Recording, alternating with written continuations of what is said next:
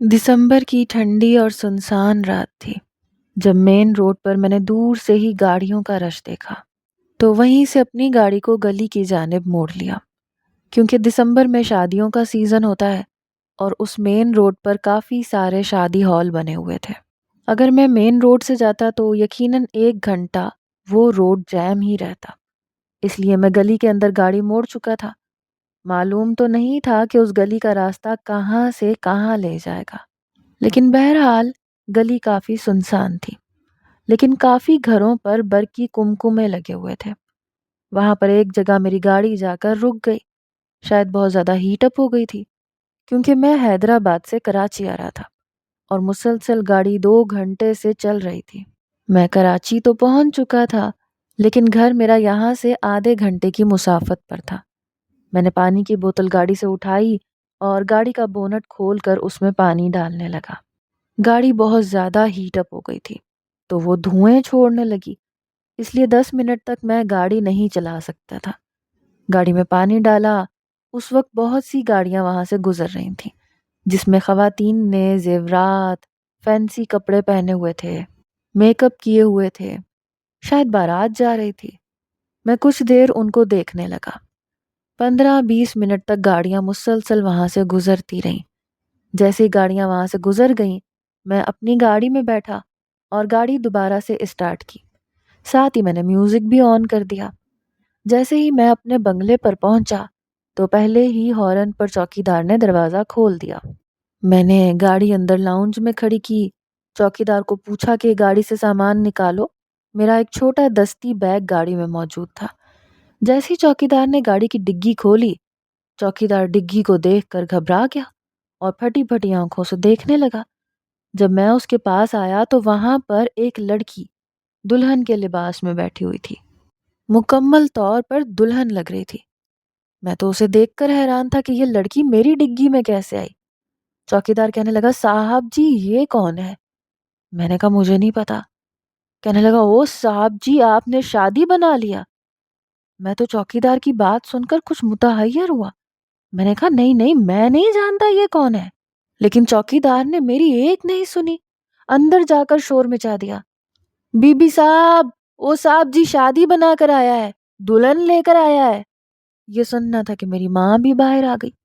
वो लड़की अभी तक डिग्गी में बैठी मुझे घूर रही थी।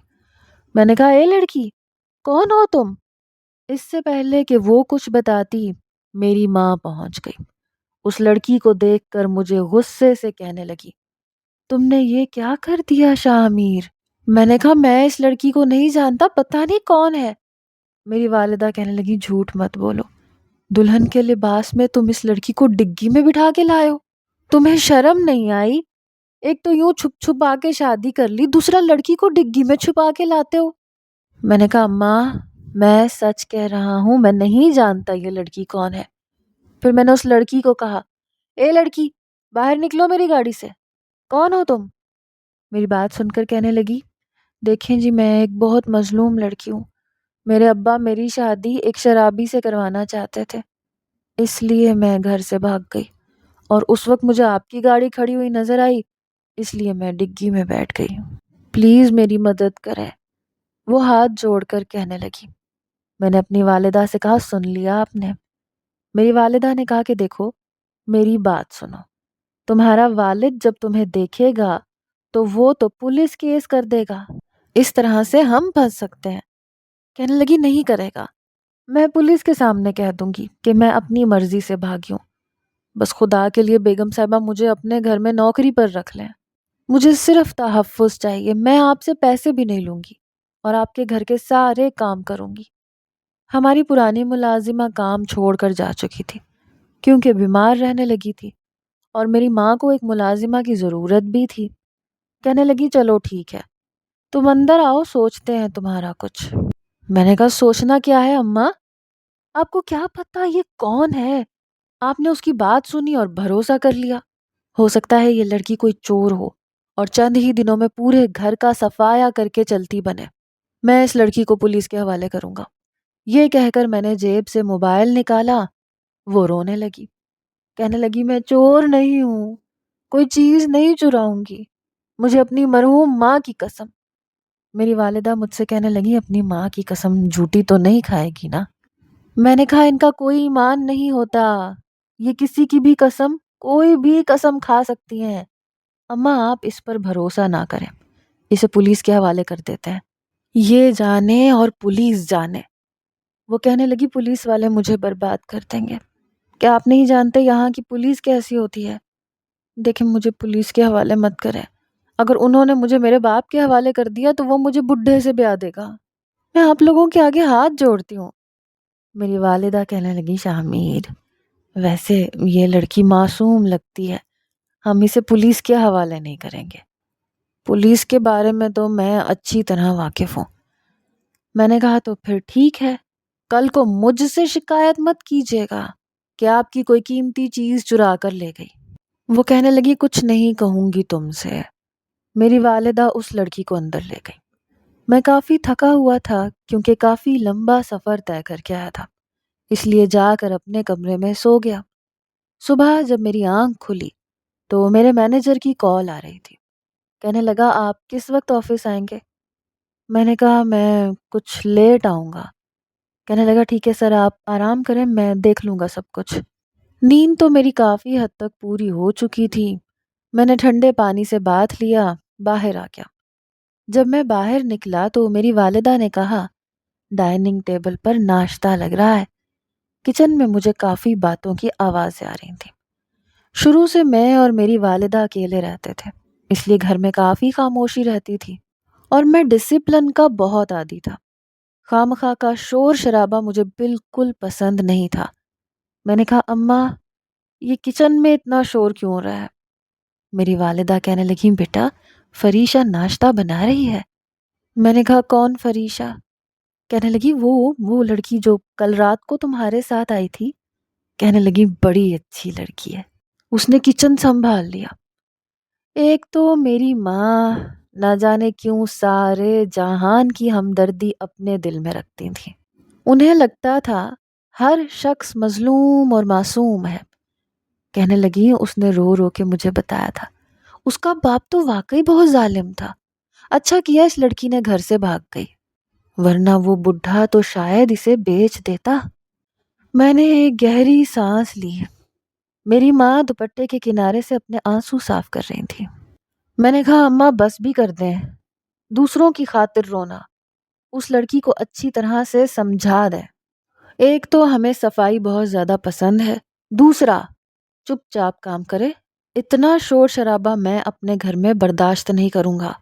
وہ کہنے لگی اچھا سمجھا دوں گی میں۔ کہنے لگی تم آفس نہیں جا رہے؟ میں نے کہا کچھ لیٹ جاؤں گا۔ کچھ دیر میں اپنی والدہ سے باتیں کرتا رہا۔ اس لڑکی نے ناشتہ ٹیبل پر لگایا تو وہ سادے سے لباس میں ملبوس تھی، شاید میری والدہ نے اسے اپنے کپڑے دیے تھے کیونکہ وہ کپڑے اس پر کافی ڈھیلے ڈھالے تھے۔ وہ لڑکی سارا ناشتہ رکھ کر واپس کچن میں جانے لگی تو میری والدہ کہنے لگی کہ تم کہاں جا رہی ہو؟ آؤ ہمارے ساتھ بیٹھ کر ناشتہ کرو۔ یہ سن کر مجھے اماں پر غصہ آیا تھا، کیا ضرورت تھی انہیں ایک ملازمہ کو اتنا سر چڑھانے کی؟ میں نے کہا اماں جہاں باقی ملازمین ناشتہ کر رہے ہیں یہ بھی وہیں ناشتہ کر لے گی۔ میری والدہ کہنے لگی کہ میں نے تو اسے اپنی بیٹی بنا لیا، آؤ فریشہ میرے پاس آ کر بیٹھو۔ مجھے اپنی والدہ کی مہربانیاں شروع سے اچھی نہیں لگتی تھی کیونکہ میں جانتا تھا اس کا بہت نقصان ہے۔ میری والدہ اسی وجہ سے بہت دھوکے کھا چکی تھی۔ کچھ ہی دیر بعد میں آفس چلا گیا۔ شام کو جب میں واپس آیا تو وہ لڑکی میری ماں کے ساتھ صوفے پر بیٹھی تھی اور صوفے پر بھی آلتی پالتی مارے بیٹھی تھی۔ یہ دیکھ کر مجھے بڑا غصہ آیا۔ میں نے کہا اماں اس لڑکی کو تمیز نہیں ہے اٹھنے بیٹھنے کی، اور اس کی ہمت کیسے ہوئی صوفے پر بیٹھنے کی؟ اسے زمین پر بیٹھنا چاہیے۔ پتہ نہیں اماں کو کیا کہانیاں سنا رہی تھی کہ میری ماں بھی ہنسے جا رہی تھی۔ میں اس لڑکی کو غور سے دیکھنے لگا۔ بلا شبہ دیکھنے میں وہ خوش شکل تھی، مجھے اسے دیکھ کر یہ نہیں لگتا تھا کہ یہ کوئی مظلوم لڑکی ہے۔ مجھے یہ لڑکی بڑی چال باز اور چالاک قسم کی لگی تھی، اس لیے میں نے سوچا کہ میری ماں تو سدا کی نرم دل خاتون تھی، مجھے ہی اس لڑکی کو اس کی اوقات میں رکھنا چاہیے۔ جیسے ہی لاؤنج میں اپنی والدہ کی طرف بڑھا مجھے دیکھ کر اس کی ہنسی کو بریک لگی۔ میں نے اسے غور سے دیکھا تو اس نے جلدی سے اپنے پاؤں زمین پر رکھ لیے۔ میں نے کہا اٹھو یہاں سے، میرے لیے ایک گلاس ٹھنڈا پانی لے کر آؤ۔ وہ فوراً سے کچن میں چلی گئی۔ میری والدہ کہنے لگی یہ تم کس طرح سے بات کرتے ہو؟ بات تو آرام سے کر لیا کرو۔ میں نے کہا میں بالکل ٹھیک لہجے میں بات کرتا ہوں۔ میری بھولی ماں ملازمین کو ان کی حیثیت میں رکھنا چاہیے، ورنہ کل کو وہ مالک بننے کے خواب دیکھنے لگتے ہیں۔ آپ کیوں اس لڑکی کو سر پر چڑھا رہی ہیں؟ آج تک کبھی مجھے دیکھا ہے یوں صوفے پر آلتی پالتی مارے بیٹھے؟ اس لڑکی کو بیٹھنے کی بھی تمیز نہیں ہے۔ میں نے صوفے کو جھاڑا اور بیٹھ گیا۔ کہنے لگی یہ کیا تم ہر وقت سوٹڈ بوٹڈ اکڑے رہتے ہو؟ ارے کبھی نارمل لائف بھی جی لیا کرو۔ مجھے تو فریشہ کی عادت بہت اچھی لگی، سادہ مزاج ہے، بناوٹی نہیں ہے۔ میں نے کہا غریب ایسے ہی ہوتے ہیں کیونکہ ان کے پاس بناوٹ دکھانے کے لیے کچھ ہوتا نہیں ہے۔ بہرحال جلدی کھانا لگوائیں، مجھے بھوک لگ رہی ہے۔ میری والدہ کچن میں چلی گئی اور وہ لڑکی میرے لیے پانی لے کر آ گئی۔ میں نے پانی پیا۔ میں نے کہا دیکھو تم یہ مت بھولو کہ تم اس گھر میں کس حیثیت سے آئی ہو۔ کہنے لگی مجھے معلوم ہے اپنی حیثیت، آپ بے فکر رہیں، میں اپنی حیثیت کے اندر ہی رہوں گی۔ میں نے کہا چلو جاؤ جا کر ڈائننگ ٹیبل پر کھانا لگاؤ۔ وہ فوراً سے کچن میں چلی گئی۔ میں نے سوچا کہ یہ کھانا کھانے سے پہلے مجھے فریش ہو جانا چاہیے۔ میں اپنے کمرے میں گیا۔ کمرہ صاف ستھرا تھا۔ میں نے اپنی الماری کا نقشہ دیکھا تو مجھے غصہ آنے لگا۔ سب چیزیں الٹ پلٹ تھیں۔ جہاں میں نے شرٹ رکھی تھی وہاں مجھے ٹائی اور موزے نظر آ رہے تھے۔ جہاں موزے اور ٹائی ہونے چاہیے تھے وہاں پر مجھے پینٹوں کی قطاریں نظر آ رہی تھیں جو کہ میں نے اپنے وارڈروب میں ہینگر کیے ہوئے تھے۔ جب میں نے وارڈروب کھولا تو اس میں خالی کوٹ ٹنگے ہوئے تھے۔ مجھے بے ترتیبی بالکل پسند نہیں تھی۔ میں جس طرح سے اپنی سیٹنگ کرتا تھا میں چاہتا تھا ویسے ہی رہے۔ اس میں کوئی بھی بدلاؤ مجھے برداشت نہیں ہوتا تھا۔ میں نے ملازم کو آواز دی، وہ میرے کمرے میں آ گیا۔ میں نے کہا یہ میری الماری کا نقشہ کس نے بدلا؟ کہنے لگا وہ صاحب جی وہ نئی ملازمہ بی بی جی سے کہہ رہی تھی کہ الماری بہت خراب ہو رہی ہے، میں اسے ٹھیک کر دیتی ہوں۔ میں نے کہا اس لڑکی کی اتنی ہمت، وہ میرے کمرے میں آئی تو آئی کیسے؟ کس نے اجازت دی اسے میرے کمرے میں آنے کی؟ جاؤ بلا کر لاؤ اسے۔ میں تو حیران تھا کہ میری ماں نے پرانے ملازمین جو ہمارے قابل بھروسہ تھے انہیں چھوڑ کر اس نئی ملازمہ کو کمروں کی صفائی دے دی، بلکہ الماری تک گھسنے کی اجازت دے دی۔ میں بے حد غصے میں تھا جب وہ کمرے میں آئی۔ کہنے لگی جی کہیے۔ میں نے کہا ادھر آؤ ذرا۔ وہ خرامہ خرامہ قدم اٹھاتی میرے پاس آ گئی۔ میں نے کہا تم ہوتی کون ہو میری الماری میں گھسنے والی؟ یہ کیا کیا ہے تم نے؟ ترتیب کیوں چینج کی ہے؟ کہنے لگی مجھے ٹھیک نہیں لگ رہا تھا، دیکھیں نا میں نے تو سب کچھ الگ الگ کر کے رکھ دیا۔ اس میں آپ کی ساری پینٹیں ہیں، یہ اوپر ساری شرٹیں ہیں، اور اس خانے میں آپ کے موزے اور ٹائیاں ہیں، نیچے آپ کے سارے جوتے ہیں، اور ادھر صرف میں نے کوٹ ٹانگے ہیں۔ اچھا لگ رہا ہے نا سب؟ میں نے کہا تم ہوتی کون ہو اپنی مرضی چلانے والی؟ کہنے لگی مجھے ہی تو ساری زندگی یہ کام کرنے ہیں، میں نے سوچا اپنے حساب سے رکھ دوں۔ دیکھیں آپ بالکل بھی پریشان نہ ہو، آپ کو روزانہ آپ کے آفس کے کپڑے مل جایا کریں گے، میں بیڈ پہ رکھ دیا کروں گی، آپ کو بس پہن کر آفس جانا ہے۔ میں نے کہا او ہیلو، کون ہو تم؟ دیکھو ملازمہ ہو، ملازمہ بن کے رہو، میری بیوی بننے کی کوشش مت کرو۔ میں نے کہا میرے کمرے میں آج کے بعد تم مجھے نظر آئی نا میں تمہاری جان نکال لوں گا۔ میرا پرانا ملازم میرا کمرہ صاف کرے گا اور میری چیزیں ترتیب سے رکھے گا۔ کہنے لگی ٹھیک ہے آپ کی مرضی ہے، اچھا ہے میرا آدھا کام تو سمجھے ختم ہو گیا۔ یہ کہہ کر وہ کمرے سے باہر چلی گئی۔ میں نے اپنے ملازم کو بلایا، اسے کہا کہ کپڑے ویسے رکھو جیسے پہلے موجود ہوتے تھے۔ وہ میری الماری ٹھیک کرنے لگا۔ میں نہانے چلا گیا۔ واش روم میں گیا تو وہاں بھی ہر چیز ادھر سے ادھر پڑی تھی۔ پتہ نہیں اس لڑکی کو کیا مصیبت تھی جو میری ساری چیزیں ادھر ادھر کرتی۔ بہرحال نہا کر میں نے ایک عام سا ٹراؤزر شرٹ پہنا اور نیچے ڈائننگ میں چلا گیا۔ تب وہ میری ماں کے برابر کرسی پر بیٹھی پلیٹ میں فٹافٹ بریانی ڈال رہی تھی۔ کہنے لگی، اماں جی آپ یہ بریانی کھا کر دیکھیں، انگلیاں نہ چاٹ کے رہ جائیں تو پھر کہیے گا۔ یہ کہہ کر اس نے پہلے اپنی پلیٹ بھری، پھر میری والدہ کی پلیٹ میں بریانی ڈالنے لگی۔ میری والدہ کہنے لگی، ویسے میں تیز مرچیں تو نہیں کھاتی، لیکن چونکہ تم نے بنائی ہے اس لیے اسے ضرور کھاؤں گی۔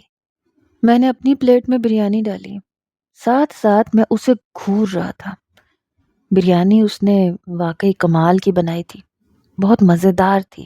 میری والدہ بھی اس کی تعریفیں کر رہی تھیں، لیکن اس کے بعد جو کچھ میں نے اس لڑکی کو کرتے دیکھا، میرے ہوش اڑنے لگے۔ ایک بار میں آفس سے کچھ جلدی واپس آ گیا۔ میں جب اپنے کمرے میں داخل ہوا تو مجھے اپنے واش روم سے شاور کی آواز آ رہی تھی۔ مجھے حیرت ہوئی کہ میرے واش روم میں کون جا سکتا ہے۔ میں وہیں بیڈ پر بیٹھ گیا۔ کچھ دیر بعد واش روم کا دروازہ کھلا اور وہ لڑکی سر پر تولیہ لپیٹے باہر نکلی۔ گلے میں دوپٹہ بھی موجود نہیں تھا، جو لباس اس نے پہنا تھا۔ کچھ دیر اسے دیکھ کر میں اپنی نظریں بدلنا ہی بھول گیا۔ وہ لڑکی بے حد حسین تھی۔ مجھے دیکھ کر جلدی سے اس نے اپنے دونوں بازو سے اپنا سینہ چھپا لیا۔ کہنے لگی، بڑے بے شرم ہیں آپ، منہ اٹھا کے کمرے میں آ گئے۔ اس کی بات سن کر میں بری طرح سے چونکا، اپنے ٹرانس سے باہر آیا۔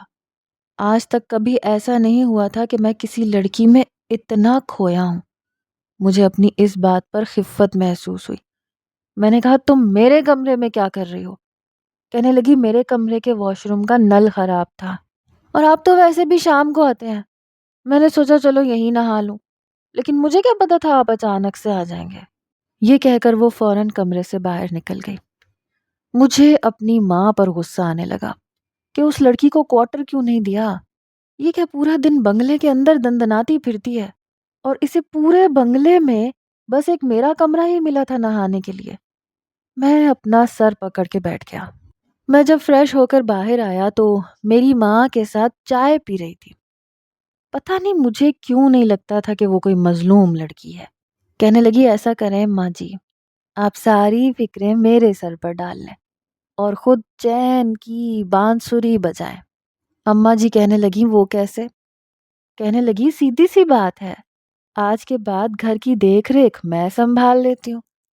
اماں کہنے لگی، یہ تو تم بہت اچھی بات کر رہی ہو، میں خود بھی تھک گئی ہوں ان ملازمین کے پیچھے بھاگتے بھاگتے۔ وہ کہنے لگی، فکر ہی نہ کریں، سب کو تیر کی طرح سیدھا رکھوں گی۔ مجھے اپنی ماں پر غصہ آنے لگا۔ بھلا ایسا بھی کیا ملازمہ پر بھروسہ کہ اسے اپنی جگہ دے دی۔ اس سے پہلے کہ میں اپنی والدہ سے کچھ کہتا، میری والدہ نے مجھے ٹوک دیا، تم گھر کے معاملات میں دخل اندازی مت کرنا، مجھے پتا ہے کس کو کیسے رکھنا ہے۔ میں چپ ہو گیا، لیکن پھر بھی میں اس لڑکی پر نظر رکھنے لگا تھا۔ وہ تو یوں تھی جیسے نواب بن گئی ہو۔ میری والدہ نے اسے مہنگے برانڈ کے کپڑے منگوا کر دیا۔ وہ تو کہیں سے ملازمہ لگتی نہیں تھی، باقی ملازمین کے پیچھے لگ کے سارے گھر کے کام کرواتی تھی۔ گھر میں کیا پکے گا کیا نہیں سب اس کے ہاتھ میں تھا، لیکن میں نہیں چاہتا تھا کہ وہ میرے گھر پر حکمرانی کرے۔ انہی دنوں میں نے اپنی ایک کزن کو کال کی جو کہ میری چچا زاد تھی۔ میں نے اسے کہا کہ وہ کچھ دن کے لیے ہمارے گھر رہنے آ جائے۔ وہ کہنے لگی، کیوں؟ میں نے کہا، بس یوں ہی۔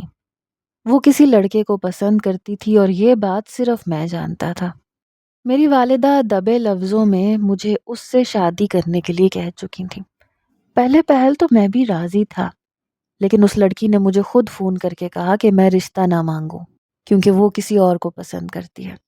اس لیے میں نے رشتہ مانگنے سے انکار کر دیا۔ میں نے اس سے کہا کہ اس وقت میں نے تمہاری مدد کی تھی، اب تم میری ایک مدد کرو۔ کہنے لگی، کیسی مدد؟ میں نے کہا، تم نے کرنا یہ ہے کہ تم میرے گھر پر رہنے آ جاؤ۔ میں چاہتا تھا کہ اپنی اس کزن کی مدد سے میں اس لڑکی کو آؤٹ کر سکوں جو میری ماں پر پتہ نہیں کیسا پیار کا جادو کر چکی ہے کہ وہ اپنا سب کچھ اسے دینے کو تیار ہے۔ وہ کہنے لگی لیکن میں کروں گی کیا؟ میں نے کہا تم وہاں کی ملازمہ پر نظر رکھو، کیا کرتی ہے کیا نہیں کرتی، میری ماں کے ساتھ کیسی میٹھی میٹھی باتیں کر کے اسے اپنا گرویدہ کر رہی ہے کہ یہ سب کچھ اس کے ہاتھ میں چلا جائے۔ یہ بات سن کے کہنے لگی یہ بہت بڑی بات ہے۔ میں نے کہا ہے تو بہت بڑی بات، لیکن اس کا حل کیا کریں؟ کہنے لگی شامیر بھائی میں آ جاتی ہوں اور میں اس لڑکی پر نظر بھی رکھوں گی۔ میں نے کہا ٹھیک ہے۔ میں نے کہا جیسے ہی تمہیں موقع ملے اس کے سامان کی بھی تلاشی لینا۔ جب وہ میری ڈگی سے اتری تھی تو ایک چھوٹا سا بیگ اس کے پاس تھا۔ کہنے لگی ٹھیک ہے، آپ فکر ہی نہ کریں، اس کی تو میں ایسی پول کھولوں گی کہ تائی جی کو بھی پتہ چل جائے گا۔ میں نے کہا بس اس ملازمہ کو نہ کسی طریقے سے گھر سے نکلوا دو۔ اگلے روز وہ اپنا چھوٹا سا بیگ لے کر ہمارے گھر آ گئی۔ اماں سے کہنے لگی کہ میں بہت بور ہو رہی تھی، پیپرز دے کر فارغ ہوئی تھی، اس لیے سوچا کہ تائی اماں کے پاس رہ لوں۔ میری والدہ کو بھلا کیا اعتراض ہو سکتا تھا؟ البتہ اس کے آنے سے میں نے دیکھا کہ فریشہ گم ہو چکی تھی۔ اب یہ ہوتا کہ میں گل سے باتیں کرنے لگتا، اس کو کہتا کہ ایسا کرو میرے لیے پاستا بنا لو، کیونکہ وہ پاستا بہت اچھا بناتی تھی۔ یہ دیکھ کر میں نے محسوس کیا کہ فریشہ کے ماتھے پر بل پڑنے لگے۔ شاید اسے گل کا یہاں آنا پسند نہیں آیا تھا۔ بہرحال میں بہت خوش تھا۔ ایک بار میں شام کے ٹائم جب آفس سے آیا تو گل نے میرے لیے پاستا بنا کے رکھا۔ کہنے لگی شامیر جلدی آؤ، دونوں مل کے کھاتے ہیں۔ میں نے کہا ہاں کیوں نہیں، بس میں فریش ہو کے ابھی آیا۔ جیسے ہی میں نیچے آیا پاستا کا ایک چمچ لیتے ہی میرا منہ جلنے لگا۔ میں نے کہا تم نے اتنی تیز مرچیں ڈالی ہیں؟ کہنے لگی نہیں، جب میں نے چکھا تب تو ٹھیک تھا۔ کہنے لگی پتہ نہیں کس نے مرچیں تیز کر دی۔ اس وقت میری والدہ اور فریشہ صوفے پر بیٹھ کر ٹی وی دیکھ رہی تھیں۔ وہ چور نظروں سے کبھی مجھے اور کبھی ٹی وی کو دیکھ رہی تھی۔ میں سمجھ گیا کہ یہ حرکت اسی کی ہے۔ میں نے کہا ایسا کرو اس کو چھوڑو، میرے ساتھ چلو، میں تمہیں آئس کریم کھلانے لے جاؤں گا۔ گل فوراً سے تیار ہو گئی تو میری والدہ کہنے لگی ایسا کرو اپنے ساتھ فریشہ کو بھی لے جاؤ۔ میں نے کہا اسے کیوں لے کر جاؤں؟ اماں کہنے لگی کیوں؟ اس کا دل نہیں ہے، وہ بھی آئس کریم کھا لے گی، معصوم سی بچی ہے، پورا دن سارے گھر کی ذمہ داریاں اٹھاتی ہے، تم اسے بھی ساتھ لے جاؤ۔ میں اسے اپنے ساتھ لے کر آ گیا۔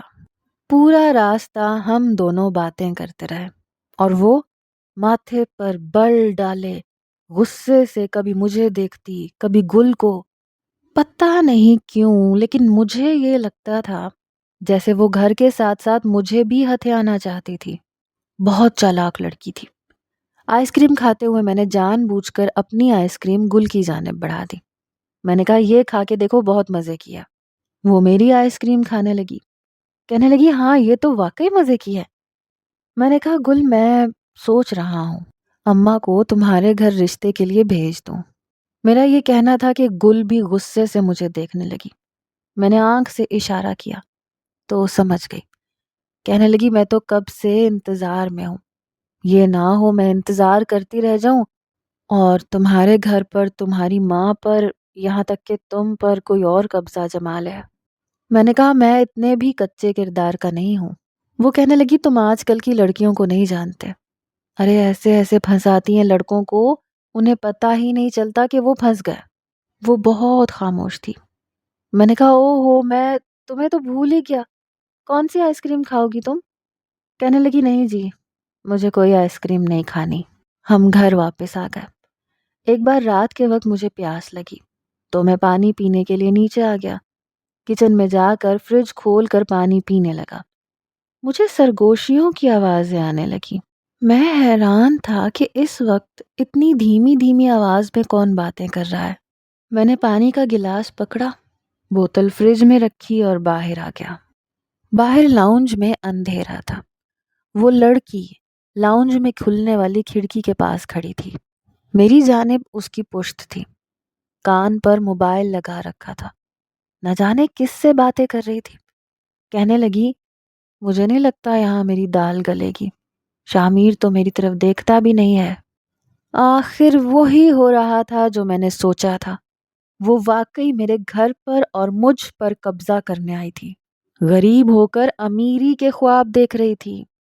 کہنے لگی، میں اپنی عزت نفس سے گر نہیں سکتی، اس لیے سوچ رہی ہوں کہ واپس آ جاؤں۔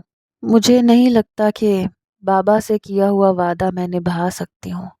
اس کی آواز میں نمی گھلنے لگی، پھر اپنے آنسو صاف کر کے کہنے لگی، وہ شخص بہت بے حس ہے، مغرور ہے، گھمنڈی ہے۔ میں اپنے آپ کو اس کے سامنے گرا نہیں سکتی۔ جب اسے اس بات کا احساس ہی نہیں ہے تو کسی کو اپنا پابند کر چکا ہے وہ، تو میں کیوں اس کی خاطر اپنی زندگی برباد کروں؟ میں تو اس کی بات سمجھ نہیں پا رہا تھا، وہ کہہ کیا رہی ہے؟ کہنے لگی، نہیں نہیں، اس کی والدہ تو بہت اچھی ہیں، مجھ سے بہت محبت کرتی ہیں، بیٹیوں کی طرح سمجھتی ہیں، اس کو بھی سمجھاتی ہیں۔ میں نے غلطی کی تمہاری بات مان کر۔ اس کو مجھ سے کوئی محبت نہیں ہے، نہ ہی مجھ میں کوئی دلچسپی ہے۔ وہ اسٹینڈرڈ پر یقین رکھتا ہے اور اپنی کزن کو پسند بھی کرتا ہے۔ میں نہیں چاہتی کہ میں کسی کے بیچ میں آؤں، اور میں کوئی جاہل یا ان پڑھ لڑکی تھوڑی ہوں جو اپنے باپ کے جذباتی فیصلے کی نظر اپنی زندگی کر لوں۔ وہ سوچ بھی کیسے سکتے تھے کہ ان کا بیٹا ایسا رشتہ نبھائے گا؟ ان کے دوست تو مر چکے ہیں، اور ان کا بیٹا، مجھے ایسا کوئی ارادہ نہیں لگتا اس کا۔ اب مجھے یہاں اور نہیں رہنا چاہیے۔ اس کی بات میں سمجھ نہیں پا رہا تھا کہ وہ کیا کہہ رہی تھی۔ میں وہاں سے پیچھے ہٹ کر اوپر چلا گیا۔ اپنے کمرے میں جانے کے بجائے میں اس کے کمرے میں چلا گیا۔ الماری میں اس کا سامان دیکھنے لگا۔ اس کی ایک دراز میں جو کچھ مجھے نظر آیا میرے ہوش اڑانے کے لیے کافی تھا۔ شاہ میر سکندر، کیا آپ کو فریشہ بن عبد الرحمن سے سکہ رائج الوقت 1,00,000 کے عوض یہ نکاح قبول ہے؟ جی ہاں، قبول ہے۔ میرے کان میں کئی سال پرانی آواز گونجنے لگی۔ میں سوچ بھی نہیں سکتا تھا کہ یہ وہ فریشہ ہو سکتی ہے۔ آج سے 8 سال پہلے میرے والد مجھے اپنے ایک دوست کے گھر لے کر گئے۔ گھر ان کا کافی بڑا تھا لیکن پرانے طرز کا بنا ہوا تھا۔ وہ میرے بابا کے بچپن کے دوست تھے۔ دونوں میں بڑی محبت تھی، لیکن مجھے گاؤں کا ماحول کچھ خاص پسند نہیں تھا۔ میرے والد مجھے اپنے ساتھ زبردستی لے کر گئے تھے۔ اس وقت شاید میں 13ویں جماعت میں پڑھتا تھا۔ ان کے دوست کی بیٹی، جس کا نام فریشہ تھا، وہ اس وقت 9ویں جماعت کی طالب علم تھی، لیکن میرے سامنے کبھی نہیں آئی تھی اور مجھے غرض بھی نہیں تھی۔ ایک رات میرے باپ نے میرے سر پر یہ بوم پھوڑ دیا کہ وہ میرا نکاح اپنے دوست کی بیٹی سے کرنا چاہتے ہیں تاکہ یہ دوستی رشتہ داری میں بدل جائے۔ میں نے کہا، بابا کیسے میرے بارے میں آپ اتنا بڑا فیصلہ کرنا چاہتے ہیں؟ میں یوں کسی بھی گاؤں کی لڑکی سے شادی نہیں کر سکتا، میرے خواب بہت اونچے ہیں۔ وہ کہنے لگے، دیکھو، میں نے تمہیں اس لیے پال پوس کر بڑا نہیں کیا کہ اپنی ایک خواہش بھی تم سے پوری نہ کروا سکوں۔ میں نے اپنے دوست کو زبان دی ہے، کل جمعے کے بعد تمہارا نکاح ہے۔ میں نے کہا، بابا پلیز۔ وہ کہنے لگے، اگر تمہاری نظر میں میری عزت ہے تو تم یہ نکاح کرو گے، ورنہ میں تمہیں اپنی جائیداد سے بے دخل کر دوں گا۔ میں نے اپنے والد کی بات مجبوراً مان لی اور نکاح کر لیا، لیکن سوچ چکا تھا کہ پلٹ کر واپس نہیں دیکھوں گا، اور خدا کی کرنی ایسی ہوئی کہ جیسے ہی میں نے یونیورسٹی سے فراغت حاصل کی اور بابا کا بزنس سنبھالنا شروع کیا، میرے بابا کی اچانک ہارٹ اٹیک سے موت ہو گئی۔ میری والدہ کہنے لگیں کہ جس لڑکی سے تمہارے بابا نے تمہارا رشتہ کیا ہے، میں چاہتی ہوں کہ اسے رخصت کروا کر اسے لے آؤں۔ میں نے کہا، ہرگز بھی نہیں، میں کسی گاؤں کی لڑکی سے کبھی بھی شادی نہیں کروں گا۔ مجھے اپنے دوستوں میں، اپنے حلقہ احباب میں اپنا مذاق نہیں بنوانا۔ میری والدہ کہنے لگی، تم کیسی باتیں کر رہے ہو؟ وہ تمہارے نکاح میں ہے۔ میں نے کہا، بھاڑ میں جائے، بیٹھی رہے، میں اپنی شادی اپنی مرضی سے کروں گا۔ میری والدہ نے اس کے والد کو انکار کر دیا اور یہ بھی کہا کہ جب وہ چاہیں شاہ میر ان کی بیٹی کو طلاق دے دے گا، لیکن یہ خبر شاید فریشہ کے والد سے برداشت نہیں ہوئی اور وہ انتقال کر چکے تھے۔ میری والدہ نے اس کے بعد مجھے بہت کہا کہ میں اس لڑکی کو اپنا لوں، لیکن میری نہ ہاں میں نہیں بدلی۔ اب میں نکاح نامہ دیکھ چکا تھا۔ وہ یہاں پر اچانک سے نہیں آئی تھی بلکہ پلان کر کے آئی تھی، اور مجھے یہ لگتا تھا کہ جیسے میری والدہ بھی اس کے پلان میں شامل تھیں۔ لڑکی خوبصورت تھی، لب و لہجے سے لگتا تھا کہ گاؤں کی پڑھی لکھی ہوئی تھی، میرا دل جیتنے آئی تھی، لیکن شاید اپنے آپ کو میرے سامنے گرانا اسے پسند نہیں تھا کہ وہ اوچھی حرکتیں کرتی، اس لیے واپس لوٹ کر جانا چاہتی تھی۔ میں پوری رات فریشا کے بارے میں سوچتا رہا۔ اچھی خاصی خوش شکل تھی، برانڈڈ کپڑوں میں کہیں سے بھی ملازمہ نہیں لگتی تھی، نہ ہی گاؤں والی۔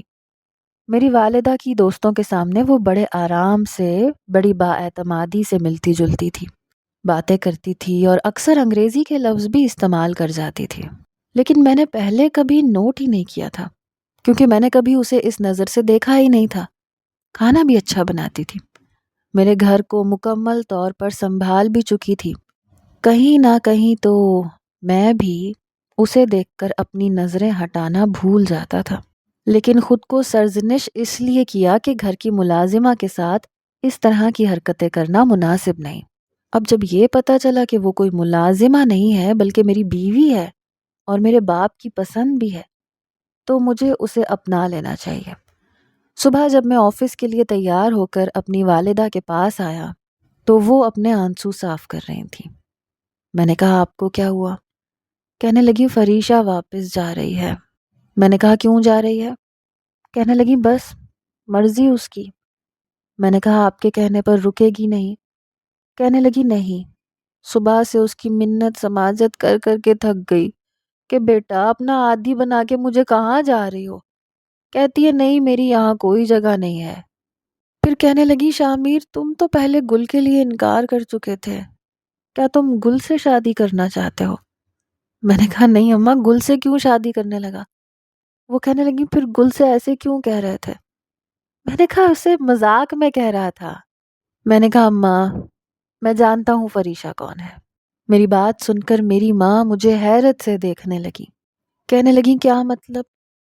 میں نے کہا یہ وہی لڑکی ہے نا جس سے بابا نے میرا نکاح کیا تھا، اور آپ یہ جانتی تھی نا؟ یہ سن کر میری ماں نے ایک گہری سانس لی، کہنے لگی ہاں، لیکن میں چاہتی تھی کہ وہ تمہارے دل میں جگہ بنا لے، کیونکہ اگر وہ اس رشتے کی حیثیت سے آتی تو تم اسے باہر نکال دیتے، اور وہ بہت خوددار لڑکی ہے، تمہارے سامنے منت سماجت نہیں کرتی۔ میں نے کہا کہاں ہے وہ؟ کہنے لگی اپنا سامان پیک کر رہی ہے۔ میں فوراً سے اپنی والدہ کے کمرے سے باہر نکلا اور فریشا کے کمرے میں چلا گیا۔ ساتھ ساتھ وہ اپنے بیگ میں کپڑے ڈال رہی تھی، ساتھ ساتھ آنسو بہا رہی تھی۔ میں بنا دستک اس کے کمرے کے اندر چلا گیا۔ اپنا دوپٹہ اتارے اس نے ایک سائیڈ پر رکھا ہوا تھا اور اپنے بیگ میں کپڑے ٹھونس رہی تھی۔ میں نے اندر آ کر دروازہ بند کیا تو اس نے پیچھے دیکھا، پھر ماتھے پر بل ڈال کر کہنے لگی آپ کو دستک دے کر آنا چاہیے تھا۔ میں نے کہا مجھے تو ایسا نہیں لگتا کہ مجھے دستک دینی چاہیے تھی۔ میں اس کے پاس آ گیا، اس کے ہاتھ سے اس کے کپڑے پکڑے اور پھینک دیے۔ کہنے لگی آپ پلیز جائیں یہاں سے۔ اس نے فوراً سے اپنے بیڈ سے اپنا دوپٹہ پکڑا اور خود پر اوڑھ لیا۔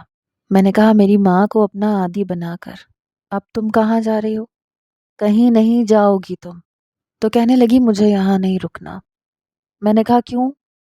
کہنے لگی ایک اور اچھی ملازمت مل گئی ہے، پیسے بھی زیادہ ملیں گے۔ میں نے کہا لیکن میں تو تمہیں ایسی کوئی اجازت نہیں دے سکتا، میری بیوی ہوتے ہوئے تم کس گھر میں ملازمت کرو؟ یہ سن کر اس نے مجھے حیرت سے دیکھا۔ میں مسکرانے لگا۔ میں نے کہا بس یہ بات چھپا رہی تھی مجھ سے؟ نظریں چرانے لگی، کہنے لگی میں زبردستی آپ کی زندگی میں شامل نہیں ہونا چاہتی، یقیناً آپ کو آپ کی والدہ نے سچ بتا کر مجبور کیا ہوگا کہ آپ مجھے اپنا لیں۔ میں نے کہا نہیں، اصل میں میری نیت تم پر خراب ہو گئی۔ بار بار دل کو سمجھاتا رہا کہ نہیں مجھے ایسا نہیں کرنا چاہیے، لیکن دل ہے کہ مانتا نہیں۔ پتہ تو بعد میں چلا کہ تم میری بیوی ہو۔ کہنے لگی میں جانتی ہوں آپ کی زندگی میں گل ہے۔ میں نے کہا گل کو میں نے یہاں پر ڈرامہ کرنے کے لیے بلایا تھا، وہ کسی اور کو پسند کرتی ہے، میری زندگی میں کوئی نہیں ہے، بس تم ہو۔ یہ کہہ کر میں نے اس کے دونوں ہاتھ پکڑ لیے۔ میں نے کہا فریشا پلیز میرا گھر چھوڑ کے مت جاؤ۔ وہ اپنی نظریں چرانے لگی، کہنے لگی میرا ہاتھ تو چھوڑے۔ میں نے کہا پہلے وعدہ کرو مجھے چھوڑ کر نہیں جاؤ گی۔ کہنے لگی نہیں جاتی۔ میں نے کہا ٹھیک ہے، اب میں اماں سے کہتا ہوں کہ جلدی سے ہماری رخصتی کروا دیں اور بہت بڑا فنکشن کریں۔ یہ کہتے ہوئے میں اسے شرماتے ہوئے کمرے میں چھوڑ گیا تھا۔